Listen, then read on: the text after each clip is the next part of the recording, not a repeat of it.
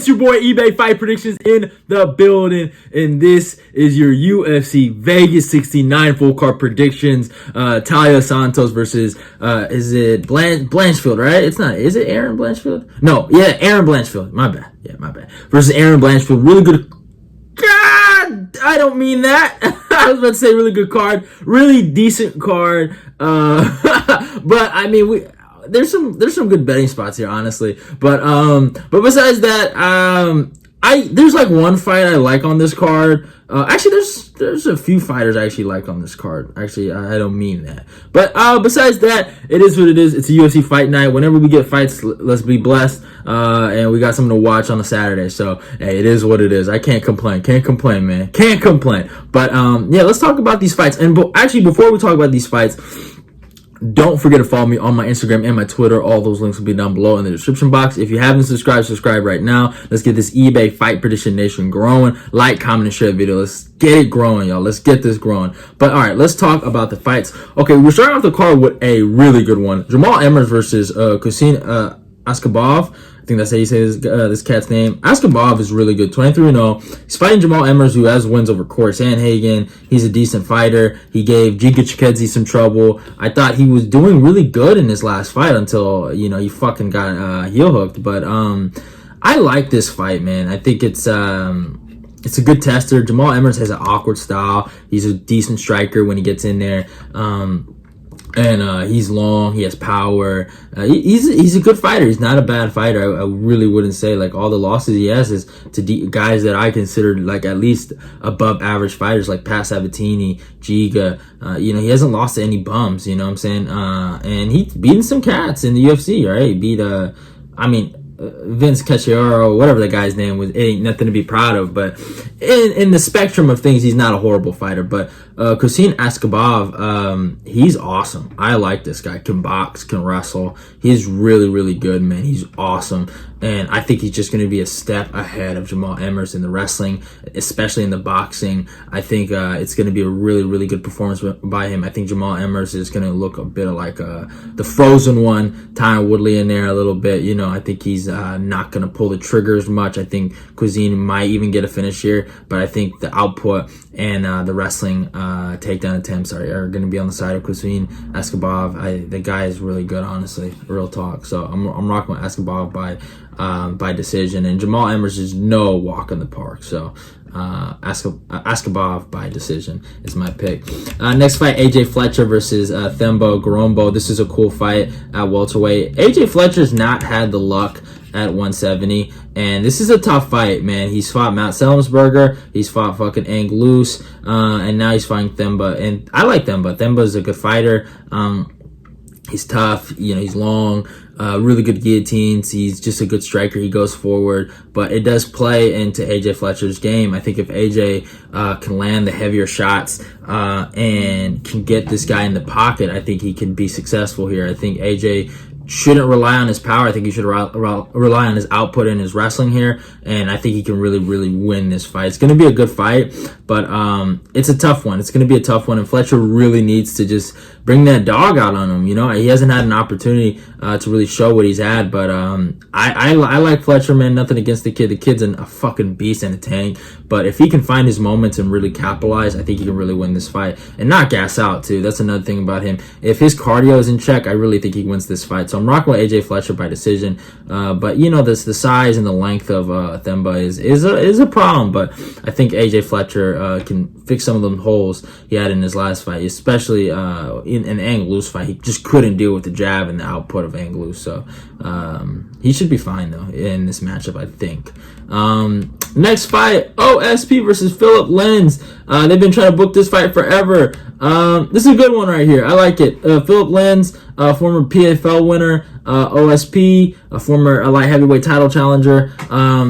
Both guys are kind of old. OSP's 39, Philipe Lens is 37. OSP obviously has the long arms. OSP is dangerous. No matter what, I don't care if it's fucking Alonzo Menifield or if it's fucking Jamal Hill. The guy is always in a fight.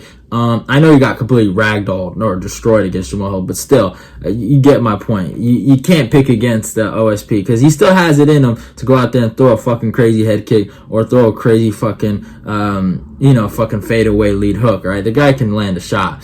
Only issue is that he's a little too athletic. He was gifted with too many gifts, and he doesn't have the work ethic. That's my only issue with OSP is that he's lazy and he breaks, and when things doesn't go his way, he fucking kind of folds. Philipe Lins is a decent output-based fighter, and he can win fights, man. The Marcin Prachnio fight was a good performance by him, and he was getting knocked out at heavyweight, but it is what it is.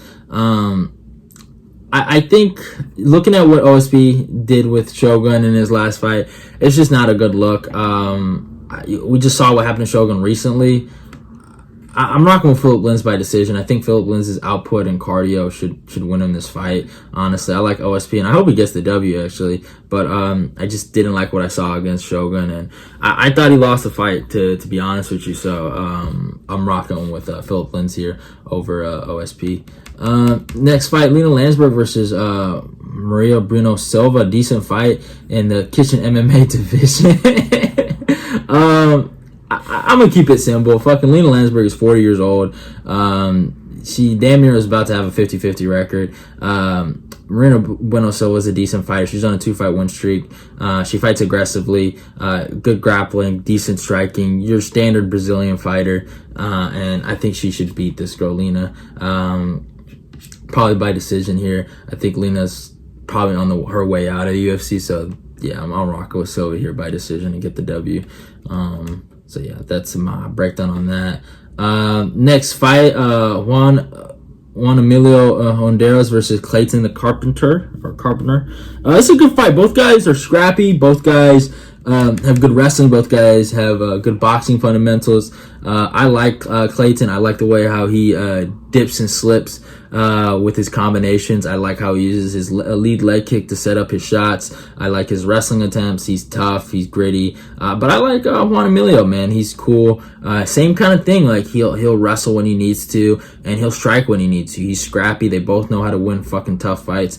But I mean, it's a tough one for me. But I liked what I saw from Clayton in terms of his striking. I think the way he slips out of shots, I think he's going to land more shots against Emilio. And I think the wrestling might cancel out. And if anyone does end up on top, I feel personally confident that Clayton might end up on top with the wrestling. I liked how he went for his shots. And but I think this fight's going to be on the feet, and I just think Clayton's just the better stand-up guy. So I'm rocking with Clayton here by decision. I think it's going to be a tough fight. 29-28 Clayton the Carpenter. So I'm rocking with that one. Next fight, Nazim Sadykhov versus Evan Elder. Nazim's a fucking really good striker, man. Only time he's ever lost was because of the wrestling, and I think he's trying to fix that hole relentlessly. Yeah, can Evan Elder go out there and fucking take him down and submit him? Maybe. But I like Nazim's striking ability. He's really good on the feet, and I think he's someone to look forward to.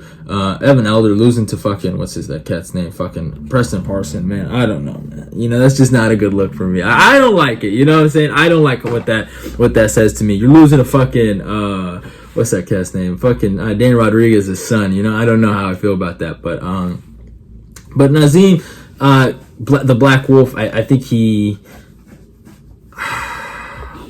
it's a tough fight here. I say he gets the KO in the second round. I'm rocking with the KO the second round via lead hook. He's just really good, awesome kickboxing and Muay Thai experience, and training at that Longo Weidman MMA gym. I think it's going to be a big help for his grappling, so I think that's a good spot for him. Next fight, Jim Miller versus Alexander Hernandez. Man, Jim Miller's a lot older. Alexander Hernandez is a lot younger. Hernandez is going up to 155. I liked what he did at 145, but I guess it just wasn't the weight class for him. It was a good fight against Billy Quarantillo. I enjoyed that fight, man. That was a good scrap. But, these kind of matchups are the matchups that Hernandez wins. Miller's on a really good streak right now, and I just think Hernandez is going to smoke him. I got Hernandez by first round KO. I know Hernandez didn't get it done against what's the cat's name? Quarantillo, and then he also didn't get a thing against Moicano, but Quarantillo's tough, and Moicano's fucking a top 10 fighter, so damn near, or at least top 15, a top 15 fighter, so there's no shame in that. But Miller, good run for him. The last 3 fights have been impressive, but this kind of falls into Hernandez's kind of ballpark of beating up either older guys or jobbers, or can crushers, you know, or he beats up cans. But I'm not saying Miller's a can, but this the age is a thing for me, so I'm gonna be rocking with Hernandez here to get the W. Next fight, Josh Parisian versus Jamal Pogues.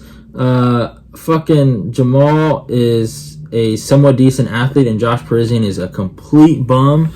I don't know how the guy has a fucking win in the UFC, 2 wins in the UFC. I don't never understand that. Well, he robbed Rook Martinez. All right, I don't give a fuck what no one says. So, but the Alan Badeau fight is just, it's completely shameful. I think Jamal Pogues, I hope he gets the finish in the 3rd round. This guy's Parisian is a clown, and yeah, I'm rocking with Pogues by 3rd round TKO. I hope he finishes him with a vengeance. And I know he's not even a finisher like that, but I hope he smokes Parisian. I really, really do. Parisian's a clown. I'm sorry. It's just like we gotta have some respect as a sport. You know what I'm saying? Like, no disrespect to Josh Parisian, but it's like the fact he's made it this far, it just irks my soul. It really does. Nothing against him personally, but it's like, come on, somebody like that shouldn't be in there. All right, I'm sorry. Just no disrespect, but no. But yeah, next fight, William Knight versus Marcin Prachnio. Tough one here, man. This is a tough one. I feel like Prachnio has always had issues with really good strikers and guys that hit really hard. William Knight is a guy that hits hard, but he's not a good striker. I would say Marcin Prachnio is actually the better striker out of the two. And Maxim Grishin beat him, Devin Clark beat him, but he does have a win over Alonzo Minifield and Fabio Charant. He hits like a fucking truck. He lost to Jung.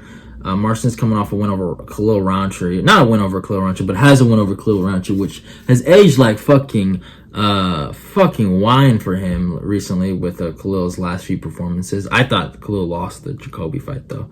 But and his last one was against Villanueva, which isn't nothing to brag about, but it's a tough fight to call here, man. I'm actually gonna rock with, I know fucking losing to Philip Lins is a bad look, but I'm actually going to rock with Marcin Prachnio here. I think the body kicks, the long jab, the distance that he can maintain, I think he can really win this fight. William Knight, to me, yeah, he has some skill and he's a crazy athlete, but if you can figure that out, I think you can really win a fight against the cat. He's not that special. So I'm going to rock with Marcin Prachnio here. I could be wrong and I could eat some dog shit, but I'm rocking with the Polish guy, man. I'm rocking with that legendary Polish power, baby. But yeah, next fight in the co-main event, Zach Puig versus Jordan Wright. Zach Puig should win this fight, bro. Nothing against fucking Jordan Wright, but he's just, I mean, you know, he actually did pretty good in his last fight. I'll give him a lot of credit, man. He showed the wrestling against Dusko Dvorak, which I was in shock that he got a few takedowns in that fight. I would have I was like, wow, okay, that's weird. But Zach Puig has good wrestling, has good striking. He's just a better conditioned athlete. He's going down from heavyweight to light heavyweight, so that's a good spot for him. And Jordan Wright's chinny. He gets hit. Bad defense. This is fucking Puig's fight to win, I think, in my humble opinion. So I'm rocking with Zach here to get the victory in the 2nd round, finish over Jordan Wright. So, yeah, and your boy eBay Fight Predictions here. Yeah, so I had to change the video up a little bit. This is right after the fucking pay-per-view. Awesome pay-per-view, by the way. But yeah, I just found out fucking Talia Santos just pulled out. So yeah, there's a change to this video.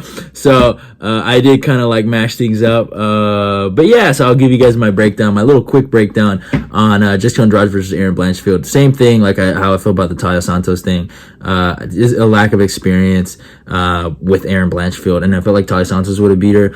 And I just think Jéssica Andrade is going to beat her. I think Jéssica Andrade matches up well with her in the grappling, and the striking is just a different level. So I think the power of Andrade is going to be there. Erin Blanchfield is legit, and if she can stick and move, and she has a chance in this one. She is naturally supposed to be the bigger girl here, but Andrade just fight at bantamweight, so she's dealt with girls that are supposedly, you know, bigger than her, but yeah, you know, I gotta rock with Andrade here. I think Andrade is the better fighter, better resume, more experience, more power, and I think she can stuff Blanchfield's takedown. So I'm rocking with Miss Andrade here to get it done by second round TKO. I think she finishes Blanchfield too, ground and pound, maybe a knockdown, then club and sub, something like that. I think she'll get a finish here, and yeah, but Blanchfield, hey, could prove me wrong, so I wouldn't be mad at it. Hope you guys enjoyed this little video. Had to mash it up a little bit, but yeah, it is what it is.